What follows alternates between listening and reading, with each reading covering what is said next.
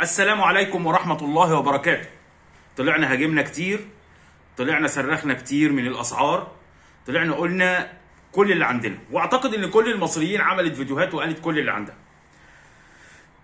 عايزين انا طالع النهارده بقى عشان اقول لكم كلمتين كده بالعقل. يعني في حاجتين لسه ما اتعملوش، يعني في حاجتين لسه ما اتكلمناش فيهم.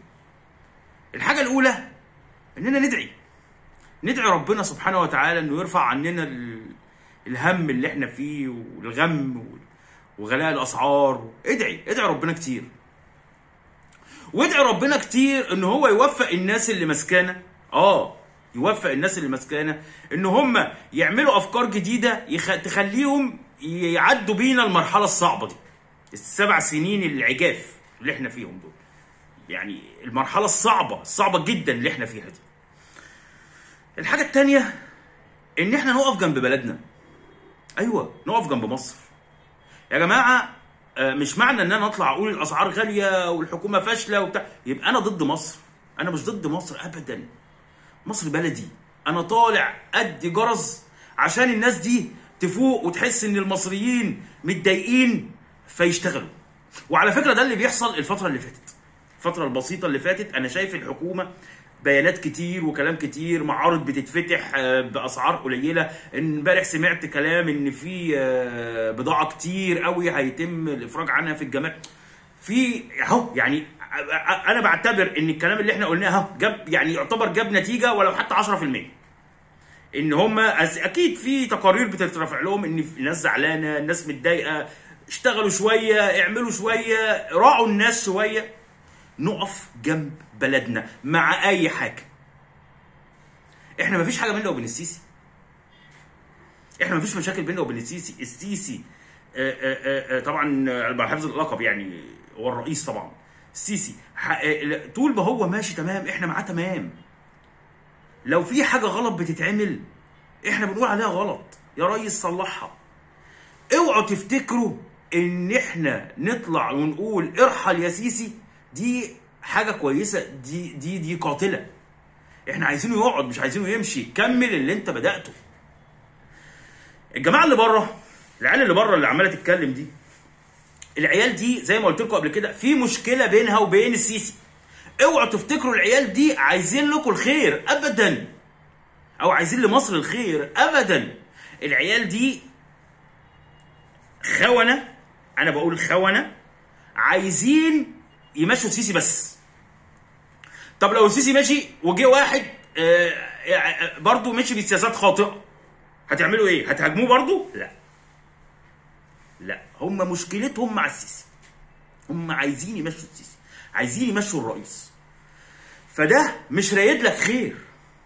احنا مش عايزين، انا بقولها لك على بلاطه، احنا مش عايزين السيسي يمشي ابدا. احنا عايزينه يكمل، عايزين الحكومه تمشي، تمشي، كل الحكومات تمشي، مفيش مشكله. وتيجي حكومه، وانا بطالب بحكومه اقتصاديه يا جماعه، حكومه يكون عندها وعي اقتصادي. يعني انا مثلا لما قالوا لي، جم في مره قالوا لي ايه، قالوا لي ده محمود محي الدين ممكن يمسك. هايل، انت عندك كوادر هايله. محمود محي الدين يعني راجل اقتصادي محترم يمسك.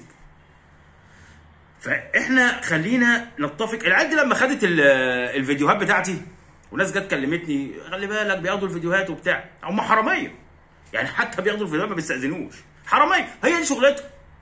يشوفك بتتكلم ضد النظام، الحق هاته شير. واوعى تفتكر ان ده بسطني ابدا، ده انتوا شويه، يعني انا مش عايز اغلط فيهم، يعني انا ما بحبش الغلط، انما انتوا مش رايدين الخير للشعب المصري. انتوا مشكلتكم مع الرئيس، عايزين تمشوا الرئيس. احنا لا، مش عايزين نمشي الرئيس، احنا عايزين الرئيس يكمل اللي هو بدأه. في اخطاء، خلينا نتكلم بصراحه. في اخطاء من الرئيس، وفي اخطاء من الوزاره، وفي اخطاء من، نتكلم وننتقد لتصحيح هذه الاخطاء. انما عمرنا ما نقول ارحل وامشي، مش هنقولها تاني ومش هنكررها. هي ليه الناس كتير في الشعب المصري بتعتبر ان 25 يناير نكسه مش ثوره؟ لان في ناس جم ركبوا عليها ما حققوش اهدافها. ثورة يناير يا جماعة بدأت بأهداف سامية جدا، جميلة جدا، عادلة جدا، وانتهت باللي احنا شفناه. انتهت باللي احنا شفناه، اللي هو ما رضاش الشعب المصري خالص خالص. وخلي بالكم عشان لما بقول الكلام ده الناس بتزعل. الحرب بره، في ناس بره في الدول الأوروبية بتعاني، في ناس بتعاني زينا بالظبط، والحياة غالية وكلام كتير موجود. الكلام ده موجود، الكلام ده مش اشاعات يا جماعه. الكلام ده احنا يعني لما الاعلام المصري اللي ما عليهوش اقبال خالص من المصريين من كتر كذبه ومن كتر نفاقه، لما حتى بيطلع يقول حاجه صح الناس ما بتصدقهاش. متخيلين؟ لما حتى بيطلع يقول ايوه هم بيطلعوا قالوا يا جماعه والحياه غاليه بره والحرب الاوكرانيه الروسيه مؤثره على العالم كله، مؤثره حتى على الدول العربيه. في دول عربيه مشت الناس اللي شغاله فيها عشان هم يشتغلوا عشان يوفروا ايوه. انت بقى تعمل ايه يا ابو 120 ولا 125 مليون؟ ندعي ربنا ان هو يخرجنا من هذه الازمه على خير، ازمه الطاحنه اللي كلنا بنعاني منها واتخنقنا وما بقيناش طايقين، ونقف جنب بلدنا. ما نسمعش كلام العيال اللي بره، وما نسمعش كلام الاعلام المصري. خلي بالكم، ولا تسمع اللي بره ولا تسمع اللي جوه. اللي بره هدفه يمشي السيسي، اللي جوه هدفه ينافق قولا واحدا، ينافق. ما فيهاش كلام تاني. ولا تسمع ده ولا تسمع ده. طب اسمع مين؟ يعني مين اللي اتوجه له واسمعه؟ اسمع قلبك، اسمع عينك. لما تيجي تنزل كده وتشوف المعارض اللي معموله، في ناس كتير هتهاجمني انا عارف. لما اشوف المعارض اللي معموله واشوف الحاجات ارخص فيها، مش ارخص طبعا قوي بس ارخص من بره، اعرف ان في على الارض شغل. هو ده اللي تسمعه. لما ازازه الزيت بره تجيبها ب 55 جنيه، تروح المعرض تلاقيها ب 35 جنيه، تعرف ان في شغل على الارض، في شغل بيتعمل. لما البضاعه اللي بره يفرجوا عنها، هتعرف ان في حاجات تانية هترخص في الفتره اللي جايه. وادينا موجودين يا جماعه، هنساند. وخلي بالكم، لما انا طلعت قلت حكومه وبتاع وكنت منفعل، ده غضب. خلي بالكم، يعني الكلام ده مش طالع من قلبي وانا مش عايزهم، هم ما عملوليش حاجه. انا بس بنتقد سياستهم، انا بنتقد السياسه بس. انما انا ما فيش بيني وبينهم حاجه. يا اشتغلوا صح والحاجه يا جماعه الحاجه بتطلع بسرعه الصاروخ، بتنزل بسرعه السلحفاه.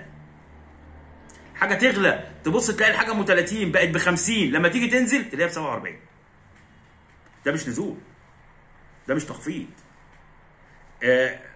المعارض جميله، هتلبي احتياجات بعض المصريين، انما مش دي احسن حاجه تتعمل. لازم يتعمل احسن من كده، لازم يكون في شغل اكتر من كده، لازم. لان احنا لو فضلنا على كده يا جماعه لغايه شهر رمضان، النكت اللي دايره اليومين دول هنتقابل على المائده ورمضان لمن استطاع اليه سبيلا. دي حقيقه. احنا في رمضان الشعب بياكل بصراحه، راجل صايم كام ساعه، 14 15 ساعه هياكل، فلازم يلاقي حاجه كويسه ياكلها. مش هيجيب الفرخه ب 120 جنيه ولا ب 110 جنيه. حرام.